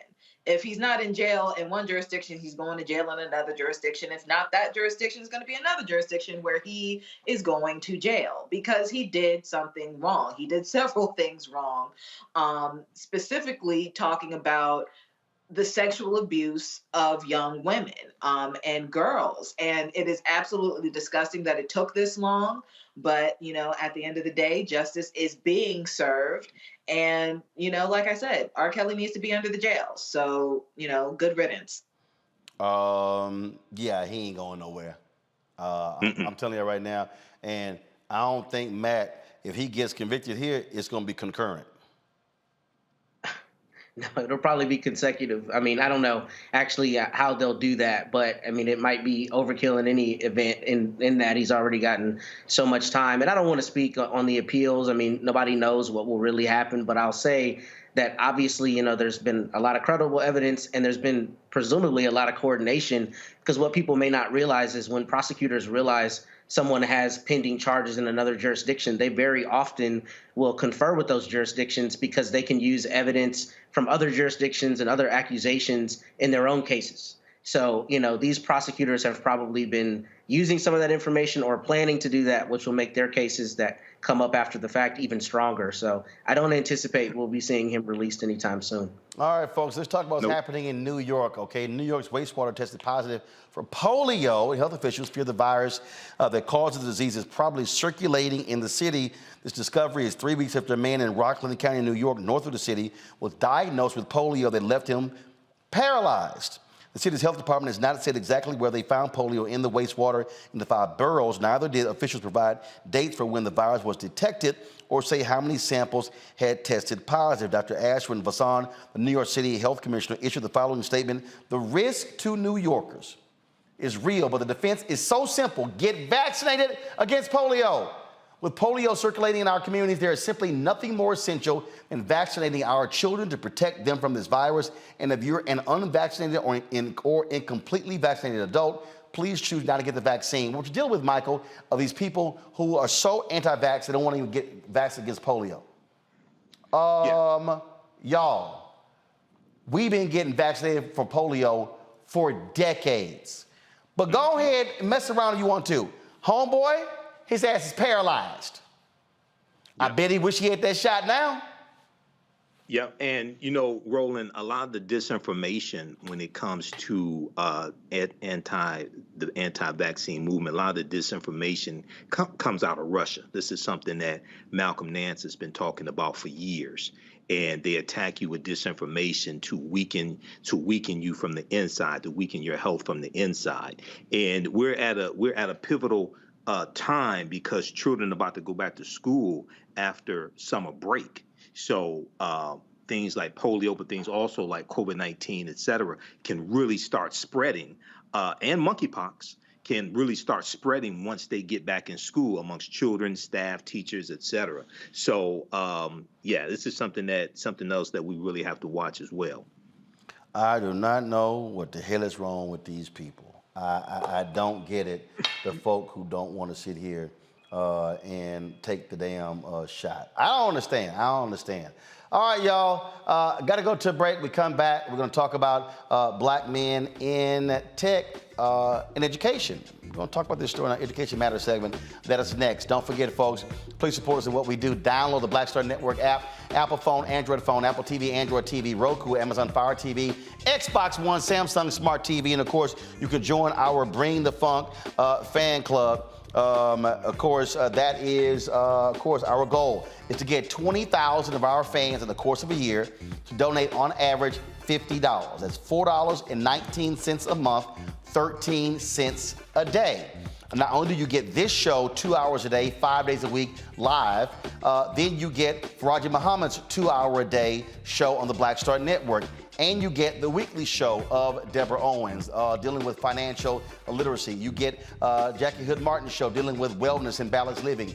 You get Greg Carr's show dealing with history and culture. You get Stephanie Humphrey's show dealing with the pivot, dealing with entrepreneurship and technology. You also get Rolling with Roland, our 1 hour bi-weekly interview show. Michael Ealy, our interview is running right now. Fantastic interview with Michael Ealy. You get all of that, folks. We are 100% Black-owned, independent, and so you are supporting the building of this. And let me say this again. And some of y'all saw the LA Times story that was done on me. I greatly appreciate Stephen Battaglio for doing that. Y'all, there is no other black news outlet that is giving you 5 hours of live black news and information every single day.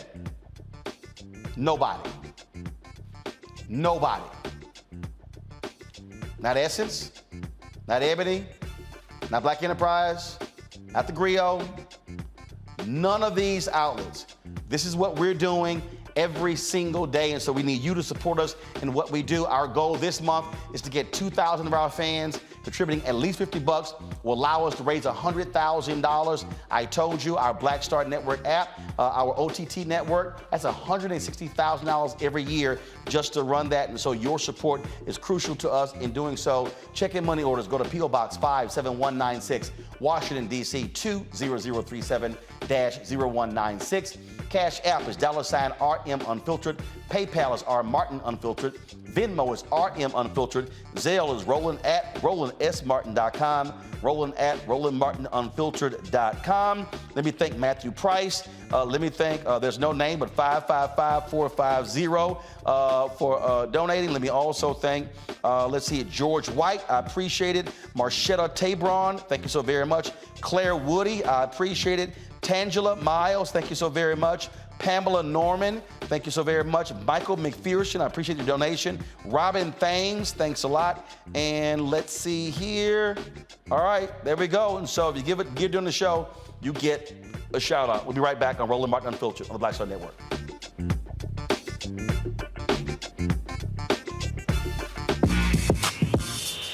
When we invest in ourselves, our glow, our vision, our vibe, we all shine. Together, we are black beyond measure. Hi, Hi, I'm Dr. Jackie Hood Martin, and I have a question for you. Ever feel as if your life is teetering and the weight and pressure of the world is consistently on your shoulders? Well, let me tell you, living a balanced life isn't easy. Join me each Tuesday on Black Star Network for A Balanced Life with Dr. Jackie. We'll laugh together, cry together, pull ourselves together, and cheer each other on. So join me for new shows each Tuesday on Black Star Network, A Balanced Life with Dr. Jackie. When we invest in ourselves, we all shine. Together, we are black beyond measure.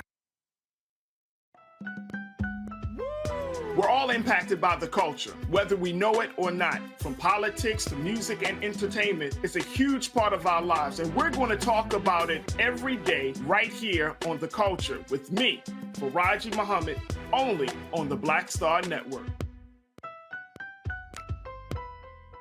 I'm Angie Stone. Hi, I'm Teresa Griffin. Oh, Roland.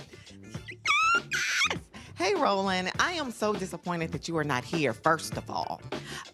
Where's our dance? It's like we get a dance in every time I see you. And so now you're not here for me to dance with, sir. You and your ascot. I need it. I need that in my life right now. Okay, I love you, Roland. What's up? I'm Lance Gross, and you're watching Roland Martin Unfiltered.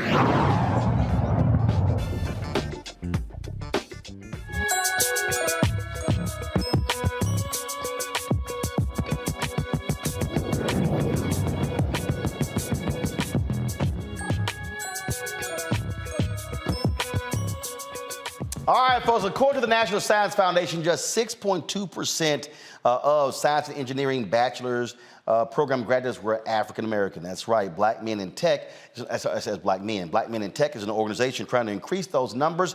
Joining us right now is Cam Ward. He is the founder and CEO of Black Men in Tech. He joins us from Fort Lauderdale, Florida. Glad you are here. So, all right, Cam, how y'all trying to do this? What are you doing? What are your programs? What are your initiatives? Yeah, so we started November of 2020 during the pandemic, during a really interesting time for the Black community. And what we're focused on now is creating access, community, and resources for Black men, and also working with students, trying to get them technology in their schools and in their neighborhoods. So we work with the next generation of technology leaders. And so how's it been going thus far? Absolutely, truly blessed, man, to be a part and be able to spearhead this organization. Right now, we got over 4,000 members. 42% of them are women. It's really cool because you hear Black men in tech, and a lot of people go, "That's not for me," right? But I'm here to tell you it's for everyone. And it's going really well. We're about to open up our first innovation lab on the campus of Florida Memorial University in partnership with Technology, which is led by Ted Lucas, the CEO of Slip and Slide. We're banding together here in South Florida, man, and we're really trying to make impact and make a difference. Questions, let's see here. I'll start with Matt, you're first. All right, Brother Ward, thanks for joining us. I had a quick question for you. So how are you increasing, I guess, inclusivity for people who obviously don't have access to Silicon Valley or Austin or some of the other burgeoning areas of tech in the country? I see you're doing it in South Florida. What efforts do y'all have at, I guess, making it inclusive for those who are geographically not near one of those areas? Yeah, so we go to them. So, for instance, we've been to Dallas, Texas, and we're planning on going to Houston in the fall, and we're going to Chicago, and we're going to Los Angeles in the spring. We're bringing tech to people. We know that, you know, tech sometimes are a space where it's only for the people that are fortunate enough to have this experience, but we take it to them. And also, we invite people to come down. Most people never walked on Florida Memorial campus until we brought in the tech lab. So we're using our resources and network to expand the platform of our culture in the tech space. And one more thing I would say immediately is like tech is more than engineering and product and all the technical skills. I'm a diversity officer by trade, and I work in the tech space. So tech is for everyone, and I love to tell our young people that as well. Kelly. Hi, you just touched on this a little bit. Can you explain how getting into tech and being in tech does not necessarily mean you have to code or have to know anything about security IT, that there are other lanes that you can go into tech, and explain what those are? Yeah, sure. So there's always what I call the sexy jobs, right? The engineering jobs that get you well over six figures and that sort of thing. But understand that technology as itself and tech as itself, there are people that run the company. For me, I'm a diversity officer. You have people that are accountants. You have people that do marketing.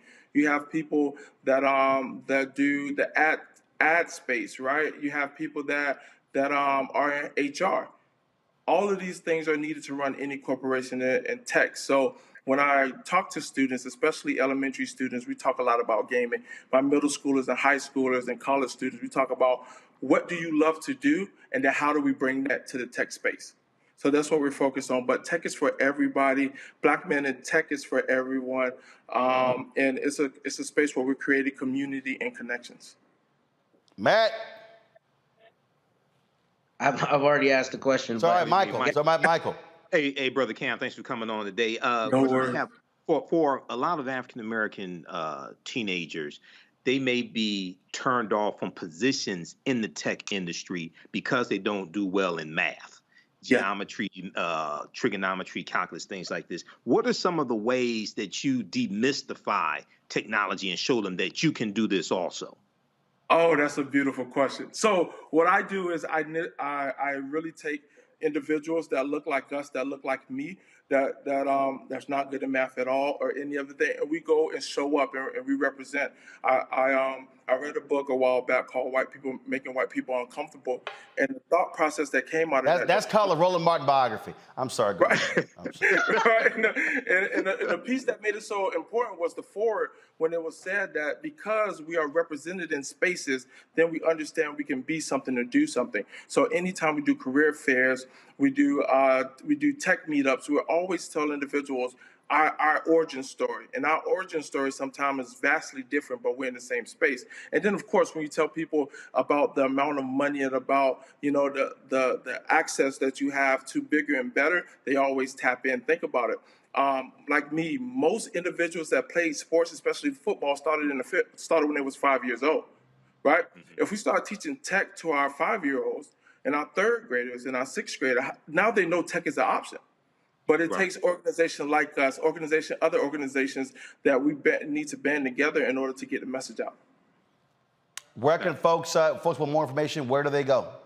Cool. So you can go to our website, www.blkmenintech.com, or you can reach us on all the socials at Black Men in Tech. We have a conference coming up October 13th through the 16th in Fort Lauderdale, Florida. It's going to be 60 amazing speakers. We got nightlife. We got brunch. We would love to see everyone come out and show up in our community. All right, then. Well, Cam, we certainly appreciate it, man. Good luck with it. Thank you. And be sure to get with Carol and send one of those shirts, and then I'll wear it I got you. On the show, okay? Got you. Thank you so much for the time. I appreciate it. Thanks a lot. We're almost finished. Michael, you've got something coming up. Quickly tell folks about it. Thank you so much. This weekend, I'm teaching 2 online classes as part of our online courses. Saturday, 2 p.m. to 4 p.m. Eastern Standard Time, I teach Ancient Kemet, the Moors, and the Ma'afa, understanding the transatlantic slave trade, what they didn't teach you in school. Kemet's one of the original names for Egypt. We deal with thousands of years of history and what leads to the transatlantic slave trade taking place. I do a PowerPoint presentation, book references, articles, video clips. The information is at our website, theafricanhistorynetwork.com, theafricanhistorynetwork.com. This is actually a 12-week online course. Sundays, 2 p.m. to 4 p.m. Eastern Standard Time, I teach from the Civil War to the Civil Rights Movement and Black Power, 1865 to 1968. We start in 1803 with the Louisiana Purchase and the Haitian Revolution. We take you throughout history to see what leads to the Civil War, Reconstruction, Jim Crow era, World War I, World War II, Great Migration, Civil Rights Movement, Black Power Movement. Visit theafricanhistorynetwork.com. You can register. We have a bundle pack. You get both classes for one low price as well. And this content is PG-13. You can use it with your children as well. Thanks so much, Roland. All right, that's it for us, folks. This weekend, I'll be at Cynthia Entertainers Golf Tournament taking place Sunday and Monday. So I will be out on Monday, back on Tuesday. So look forward to that. Also, folks, set your DVR. Don't run that list yet, folks. Set your DVR. I'll be on Tiffany Cross's show for the full 2 hours tomorrow. They just hit me about, have 3 different segments. So tune in to Tiffany Cross tomorrow on MSNBC. And so should I wear a seersucker tomorrow, or should I wear an African outfit? Which one? What should I do? Wear an African outfit. Should I wear? Everybody who's on YouTube, y'all quickly weigh in Facebook. Should I wear the seersucker? Got African seersucker? No. No. Y'all can go ahead and drop Kelly. I know her ass did not just say African seersucker. The hell is wrong with Kelly, y'all? If anybody would have it, Kelly, there's no African seersucker. If anybody would have it, you would have it. There are stripes. We have ain't no African seersucker, Kelly. Lord have mercy. Lord Jesus. All right, y'all. So y'all let me know what I should rock tomorrow on Tiffany Cross. Last time I had a black and gold African outfit on, so I might rock something like that similar, and so we'll see. So again, I do have one more thing, since Michael said something. Well, Michael asked. Well, hold on. First of all, let's be good. Michael asked first. See, Michael asked. He wanted to get clearance. You know, right? Well, I didn't think you would say yes. Okay, Kelly, what you got? What? I am in a pageant that is taking place on August 19th. So next Friday, so I won't be on your show next Friday. I will be in this pageant, Miss Full Figure DMV Plus. And if you are in the DC area, please follow me on Kelly Combs, and I will give you all the information to attend and cheer me on. Matt, you got something? We're cheering you on, Kelly. No, I have nothing beyond you. I just wanted to tell you, you cleaner than a board of health today, Roland. Well, I knew you were going to show up in a T-shirt, so I had to go ahead and... They do. The brother can't even take a compliment. That coat is fire, though. That coat is fire. I got to tell you. Well, I said, let me go ahead. So normally I'm rocking. So here's the deal. So I wore suits every day. I was on TV One. And I said, so when we started this show, I said, look, I have a different look. It's digital. I wear different message shirts or whatever the heck. And so I literally got about 150, 160 suits.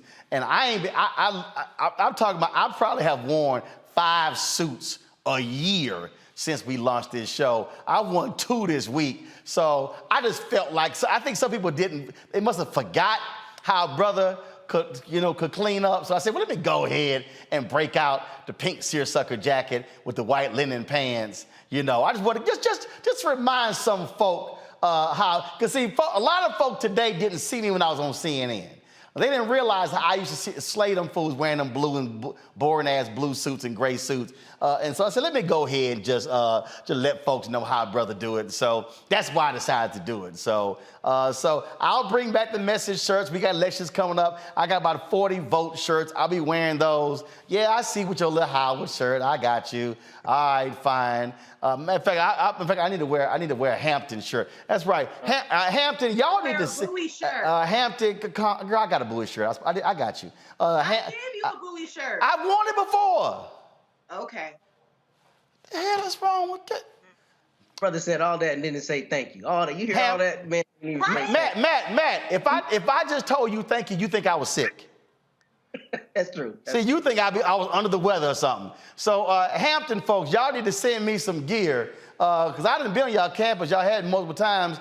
Y'all send me something so I can rock it. But I'm going to purposely wear a Hampton shirt on Friday when Matt's here so he can see that Hampton the whole time. Matter of fact, y'all send me a Hampton, the real HU shirt, and that'll really drive Matt crazy. Then you're going to go out and buy that new Howard Jordan brand. Shout out to Howard for the new That ain't happening. That ain't happening. That ain't happening. All right, y'all. We got to go.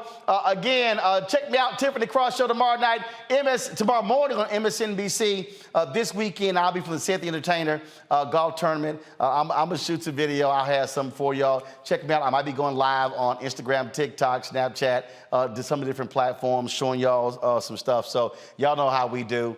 And then, of course, I'll be here next week. And don't forget, y'all, again, your support really matters. And so, y'all, you know, trust me, what we are building, and I'm telling y'all, I got an email. Matter of fact, I got an email. I'm just going to share this with y'all. Okay, I initially was not going to share this, but let me share this with y'all because some of y'all think I'm joking, but we are literally working on, as we speak,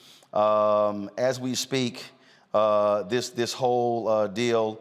And the email I got from the person working with us for our distribution attaches a spreadsheet that summarizes the communications we've had to date with various distribution platforms. I'm encouraged by the positive initial reactions received from many platforms, including major ones like Pluto, Samsung TV Plus, Vizio, Roku Channel, also Tubi. And then in the coming weeks, we'll have follow-up calls and exchange term sheets. So we are working, folks, to launch a 24-hour fast channel, a streaming channel that will be available on all of those platforms. And so I told y'all what we were doing was building something here. And so the Black Star Network is an OTT. It's called Over the Top platform. That's where we have our app. All of our content is on there. We also want to have the streaming channel. We've got lots of content that we've curated that we're also getting. We're developing 2 new shows as we speak. One of them is a daily show featuring a sister. I'm going to be making that announcement real soon. It's a cooking show we're working on. There's a fitness show that also I got my eyes on. And so I really want us to create a powerful platform for our folks. And so for all these advertisers, because a lot of here's what they say: oh, your news show, we don't buy news because it's opinionated. And I'm like, yeah, but I see y'all buying ads on CNN, MSNBC, and Fox. I'm just saying. So my whole deal is fine. I'm going to create content that's, quote, not controversial. Now are y'all going to buy? And so that's what we're doing. And so we are doing some great things. Your support absolutely matters. And so please, Keenan, let me know where we are with the downloads, how many we now have. So look, Black Star Network is free, y'all. It's free. I do not charge a subscription fee. They asked me initially, do you want to charge? I said, a lot of our people can't afford that monthly fee. But guess what? A bunch of us paying that high monthly fee for BET Plus.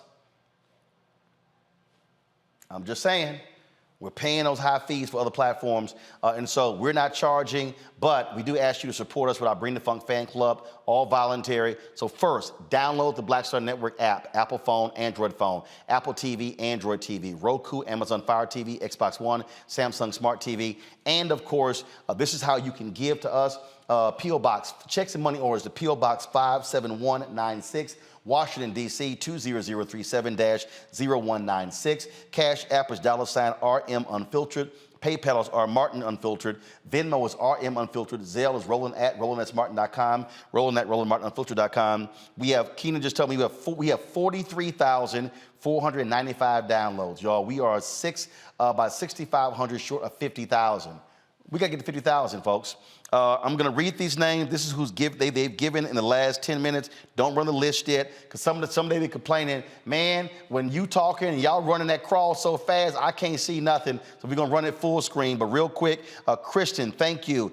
Angie, a.k.a. Mocha Mima, thanks a lot. Scotty Cole, Jawan Yvette, Sammy Sawyers Jr., Benny Burrison, thanks a lot. Fayetta Sawyers, Samoto Dabney, Maurice Williams, Keenan, Kenon, Alfonso Rodriguez, Tommy Williams, thanks a lot. And one more, Wayne Adams. Thank you so very much. All of y'all for supporting us in what we do. I'll see y'all. We'll be streaming on the weekend. We'll see y'all on Monday on the show. Who's filling in for me on Monday? Who? Oh, Erica Savage, y'all, is going to be filling in for me on Monday's show. So y'all support Erica. I'll be back from Los Angeles on Tuesday of Kicking with Cynthia the Entertainer. Until then, ho!